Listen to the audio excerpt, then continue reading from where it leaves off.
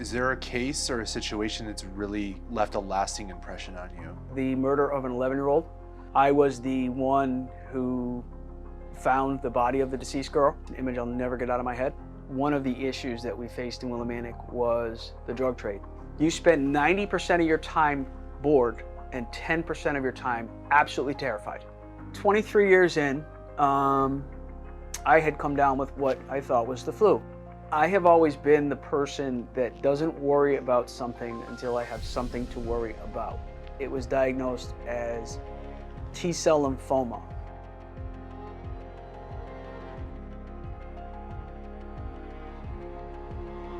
Imagine you're only a few years from retirement and you're diagnosed with cancer. In his early 20s, Ian followed his dreams of becoming a police officer. After serving for 23 years, a cancer diagnosis forced him to retire early. I first met Ian through his wife, Tracey. What inspired me about Ian was through his cancer and remission, he always stayed positive and optimistic. You would never even know that he was sick. In this interview, we talk about what it was like being a police officer in a town plagued by heroin, making a positive difference as a police officer, and mentally dealing with a cancer diagnosis. Dad was in the service. I was born in Michigan. Moved here when I was very young. Grew up in Coventry, Willimantic, Mansfield area. I went to Wyndham Tech, studied automotive, and from there I was working in the pizza restaurants. Always wanted to be in law enforcement, so I kind of pursued that avenue. I did 9 years with the SWAT team. I was a supervisor, sergeant for 12 years. I am currently retired and working part-time at Cabela's. Married to my second wife, Tracey, who was the love of my life.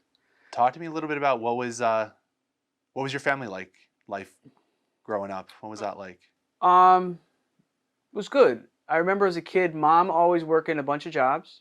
I have two sisters, both older. Home life was good. You know, it was pretty low key.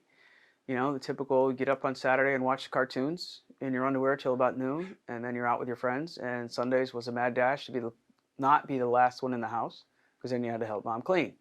I consider myself fortunate that my parents remained together and are still together to this day. I think they're coming up on 55 years, 56 years. What were your interests as a kid? Like, what did you enjoy doing? Pretty much anything outside. I love to fish. Fish any chance I can get. I remember packing a fishing pole and a tiny tackle box in my school bag and taking it to school and going fishing on the way home. And then, you know, playing pickup football games, basketball games, just anything, being outside, hanging around with friends, riding bikes. As I got older, they got a little more focused. I still enjoy being outside, but then, you know, you get older, it becomes about, you know, making a living, starting your own life, you know, and then family. Between Tracey and I, we have 3 children, my 2, and then her daughter, who I proudly claim as my own, Jessica. She's 28. You said at an early age you knew you wanted to get into law enforcement. How did that happen? What influenced you at a young age? It started with my cousin Jimmy, my father's sister's son. He became a state trooper, and he's a number of years older than I am. And I was enamored with the whole thing, the car, the gun, the uniform, the whole shebang. So as I got older and started to understand a little better what it is that cops do, I decided that that's something that I wanted to do, because I wanted to help people. I wanted to serve. How old were you when you got into law enforcement? I got hired at 23. Not everybody knows about Willimantic, so describe Willimantic. You have your family neighborhoods, your family households that are quiet and keep to themselves, and then you have your economically distressed areas, I guess is the proper term. You know, just people that don't have, you know, they're not even living paycheck to paycheck, they're living on welfare. That's just, and I hate to put it in those terms, but that's just the way it is. One of the issues that we faced in Willimantic was the drug trade. If you do a little digging, and not much, you will find the Heroin Town series. It was started as a 6-article run or series in the Hartford Courant. 60 Minutes picked it up, and the sad truth is that's what Willimantic is known for now. It used to be the Thread City. American Thread used to be there way back when. And if you ask your grandmothers, they'll probably remember buying skeins of yard or thread from that were manufactured at the thread company, and they employed a lot of people. When they left the state, they took a lot of jobs with them, and unfortunately that contributed to the economic issues, I guess, within the town. I love that I got hired there because I didn't have to learn the town from scratch. I knew it because I grew up there. And I always loved the town because it is so diverse, and there's all these, it's just a neat little mill town. It's not, Main Street is not, unfortunately, what it used to be. There's a lot more empty storefronts than I remember as a kid, but it's still Willimantic. It's still where I'm from. What was your first day of work like? This thing that you've envisioned as a little kid being a police officer, and now you're there. First day on your own. I always called it the 90-10 rule. You spend 90% of your time bored and 10% of your time absolutely terrified. And it can change on a dime in a heartbeat. But I will say this, I loved every second of it. Loved every second of it. The good, the bad, the ugly. Absolutely loved it. There's actually like 3 first days. Yeah. You have first day of the academy, you're like, oh shit, pardon my French. Oh shit, what's going on? What to expect? And everybody's yelling at you, and you have the training cadre, and they're screaming at you, and all this other stuff. And then FTO it starts off kind of cool for me. It started off kind of cool, but then as you go, you're expected to do more and more on your own with the FTO supervising. And then there's day 1 on your own, and you are like on your own.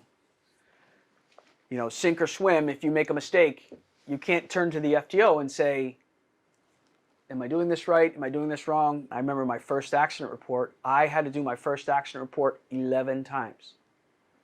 And back then it was a 1-page document, actually 2-page, 1-page double-sided. Nowadays it's 9 pages. What was the first terrifying moment for you? It was probably rolling up to my first domestic all by myself. Because in the academy, one of the things they stressed then, and it still goes, is some of the most dangerous types of incidents you can respond to are domestics, because they can go sideways very quickly. You don't know the people, you don't know the house, everybody is stressed out, in crisis, freaking out, and the last person they want to see is somebody with a shield. And when you're the first one and backup hasn't shown up yet, because we always sent 2, you can hang out in the street and wait for backup if you want to, and that is the preferred response. However, if you're hearing shouting or things are breaking, you took an oath, and you have to preserve life, and that 30 seconds you're waiting for backup to show up, it might be too long. And, instead of a domestic, you're now at a homicide, and I've seen it. You've told me some stories. Is there a case or a situation that's really has left a lasting impression on you? Something you still think about today? There's a couple. The first one would be the murder of an 11-year-old when I was but 2 years in. We were held over to assist in the search. She was reported missing by her mom. We knew her last. She had a paper route. We knew that her last paper had been delivered at a specific time. I forget the exact time. We didn't have a canine then, so we called in the assistance of the state police. They provided 3. So we paired up one of ours with one of theirs to maintain communications because we're all on different radio frequencies. I was the one who found the body of the deceased girl. It's an image I'll never get out of my head. It's one of those things that'll stick with you forever. And it's just the brutality of it, the senselessness of it. We did get that guy. He is serving life in prison without parole. Never, ever, ever to be a free man again, thank God. Only because Connecticut didn't have the death penalty at the time. They were still flip-flopping back and forth. What's a situation that you can think of? Maybe there's more than one where you made a difference to somebody's life in a positive way. You know, you hope that you made a positive difference in everyone's life. Unfortunately, that's not the reality of the job. But I do remember a girl I met. She was 11 when I met her. We stayed in touch for a number of years, and then right around the time she turned 16, she kind of fell off the radar a little bit. But I ran into her years later, and she came up to me and gave me a big hug and said, "Brown, I want you to know that every time I thought of going down the wrong path," and I'm paraphrasing, obviously, but she said, "I thought about what you told me and what you taught me, and I made a better choice." It's those moments, and they're few and far between, but those are the ones. It's kind of like golf. I'm horrible at golf, but I still play because every round I have that one good golf shot. I'm like, hey, I can play this game. Law enforcement's it's not a whole lot different than that. You get that one positive, for me anyway, you get that one positive, and then, or the chance to make that positive and have that positive interaction, keeps you coming back. You're a relatively young guy. You had plans to retire. Mm-hmm. Talk to me about the change to your life. 23 years in, I had come down with what I thought was the flu that was going around the PD. My wife, who is in the medical field, said, "No, this isn't the flu. We're going to the doctor." So we went. They sent me to the ER. A CT later, and I had 2 large masses in my abdomen.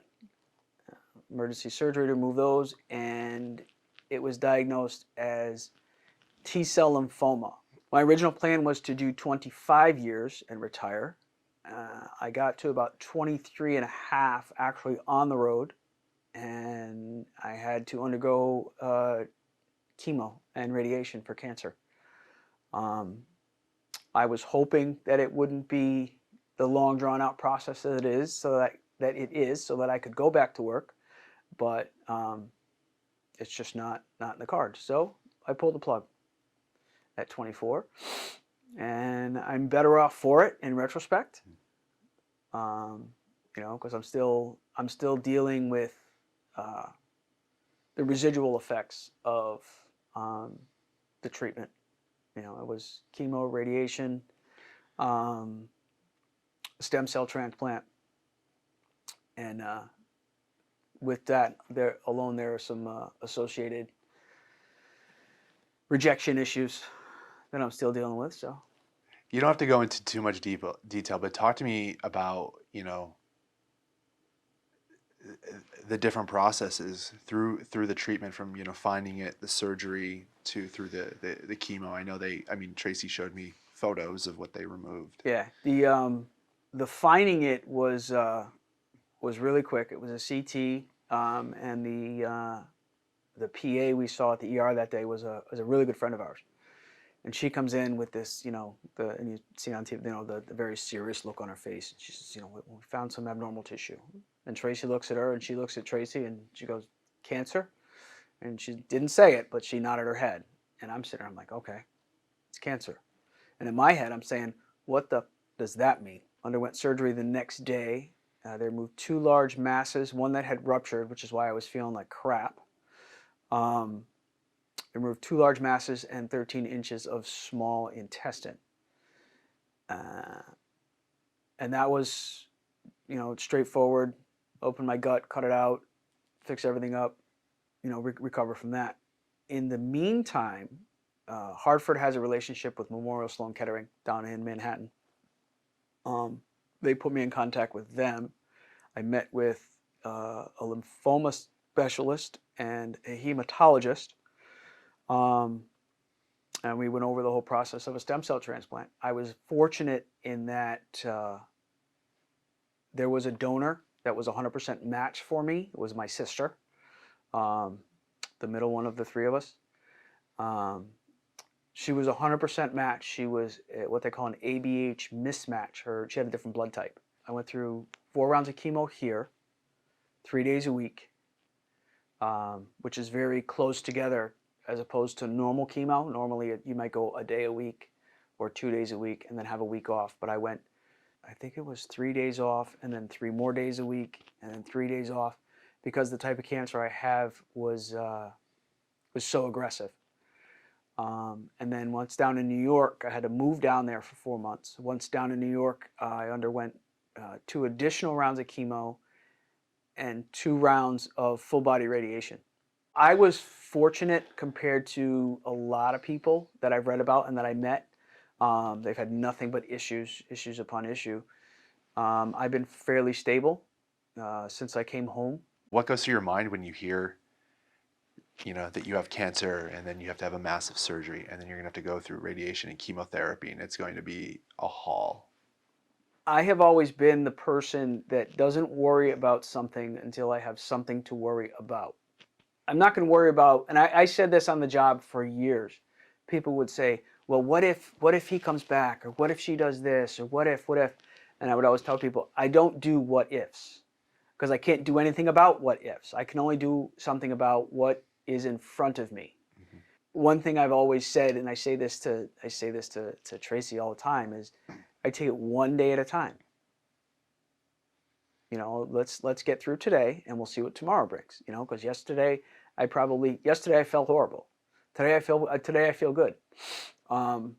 Tomorrow I might wake up and just feel like I was beat up by a truck. You've gone through all of this, but now what's going on with you? Well, still dealing with some rejection issues. It's called graft versus host disease, and what it is it's these stem cells that were donated by my sister are rejecting me. They're seeing me as the invader, because that's what stem cells do. Is it's your immune system, and it fights off unwanted things within the system. Well, I am that unwanted thing. So with that comes different things like, and for me, it's what they call chronic multisystem GVHD. And it could be anything, and it has been everything from my kidneys not wanting to function properly, to my liver not functioning properly, to my lungs. Parts of my skin are super tight, so like if I bump a table with my shin, instead of just a bruise, it'll split open. And it doesn't heal that quick like it normally would. Normally 2-3 days, and you usually get a scab, and then you get it takes me months for those tiny little sores to heal. One of the things that was found early on in my treatment, after the second round of chemo, they did a follow-up PET scan. They did one before I started chemo, and then they did another one after 2 rounds. And an incidental finding to that was an ascending thoracic aortic aneurysm. Recently, I had a day where I had a real hard time breathing, some pressure in my chest. Went to the ED. They did another CT, and they found that the aneurysm that had shrunk to about 4.4 centimeters grew to 4.8 centimeters in a month and a half since the last scan. So now they're going to go in and fix it. And what does that entail? What is well, they're gonna open my chest, and they're going to sew in a graft over the enlarged portion of the aorta, and then wire it back together. Now, I also have what's called a bicuspid aortic valve, which is your aortic valve typically has 3 leaflets. Mine has 2. And one of the things that can happen with that valve is an aortic aneurysm. But they're going to go in and crack my chest, sew in the graft. They may replace the valve while they're in there. May not. I don't know. I have some additional investigatory tests that need to be done before we make that determination. We'll go from there. I'm not going anywhere. I've been telling Tracey that since I got diagnosed in 2019. I'm not going anywhere. What is it that keeps you going? And I mean, maybe having cancer has kind of given you a new outlook just on life, but it seems like you were always kind of, like you said, let's just focus on today. Let's focus what's important. Mm-hmm. But, with all of these health ailments where you think you've conquered one thing and now you're on to something else, what keeps you driving? What keeps you going? Well, first and foremost is my family. But I'm not done. I look back at the job, and I always tell Tracey all the time, I kind of make a joke of it. She gets mad when I do, but I make a joke of it. I'm like, I'm like a cat. I have 9 lives. I mean, I could sit here and tell war stories all day of all the times that I should be dead. The dumb stuff I used to do as a kid where I should be dead. If cancer has taught me one thing, if my career has taught me anything, plan for tomorrow, but live for today. Tomorrow might not come. It might not be here, and I'm not trying to sound like a Hallmark card, but that's the reality of it. You have a family, you have kids, you plan for it. You put that nest egg away. You try to make sure your kids are taken care of, but don't forget to enjoy today.